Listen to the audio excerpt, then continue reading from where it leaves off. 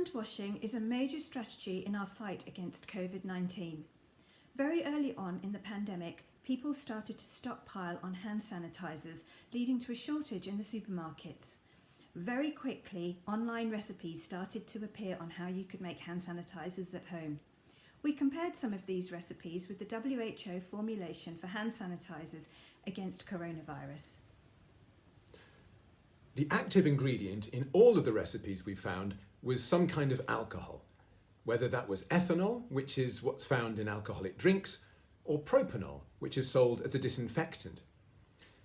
They contained just enough alcohol to destroy microorganisms, including coronavirus, but we recommended that people making their own hand sanitizer should boost the alcohol content up towards 80% to make it more effective.